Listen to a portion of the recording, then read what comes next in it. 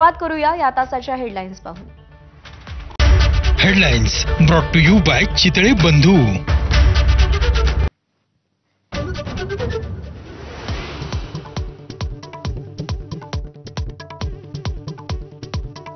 राज्यभरात आज दिवाळी पाडव्याचा उत्साह। पाडव्याच्या मुहूर्तावर सोनं, चांदी, गृहोपयोगी वस्तू, वाहनांच्या खरेदीसाठी बाजारपेठांमध्ये लगबग।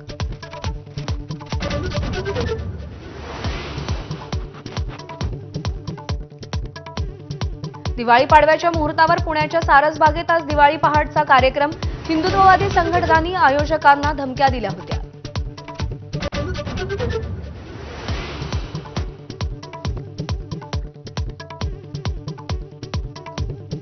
पुण्यातल्या सारसबागेमध्ये पाडवा पहाट कार्यक्रमादरम्यान धक्का लागल्यानं 2 गटात वाद।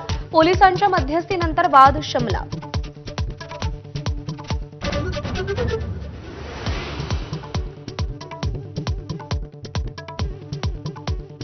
ऐन दिवाळीत राज्यभर आगीच्या घटना। पुण्यामध्ये 18, नागपूरमध्ये 6 ठिकाणी आगीच्या नोंदी, तर भिवंडीमध्ये कपड्याच्या गोदामाला आणि रायगडच्या रोह्यातही मतिमंद मुलांच्या शाळेला आग।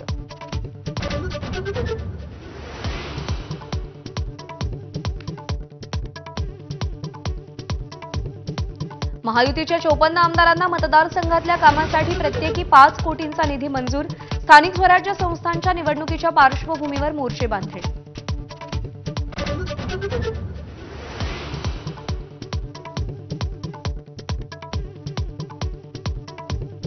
वैयक्तिक बचत आणि पतीच्या पेन्शनमधून पुण्यातल्या आजींची पूरग्रस्तांना 5 लाखांची रोख मदत। तब्येत बरी नसतानाही भारती मांढरे धाराशिवपर्यंत प्रवास करून पूरग्रस्तांच्या मदतीला पोहोचल्या।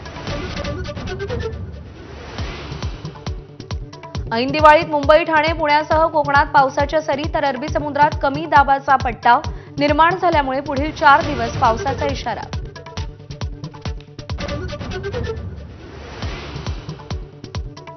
अमेरिकेचे राष्ट्राध्यक्ष ट्रम्प यांनी व्हाईट हाऊसमध्ये दिवाळी साजरी केली। भारतीयांना शुभेच्छा। भारत रशियाकडून तेल खरेदी करणार नाही अशी मोदींनी हमी दिल्याचा ट्रम्प यांचा दावा।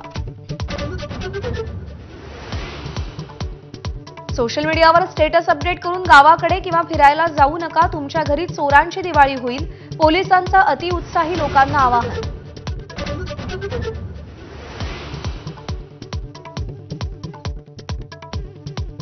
आशिया चषक भारताकडे सोपवा, बीसीसीआयची एसीसीकडे मागणी। अध्यक्ष मोहसिन नकवी यांना ईमेल, उत्तर न दिल्यास आयसीसीकडे जाणार, बीसीसीआयचा इशारा।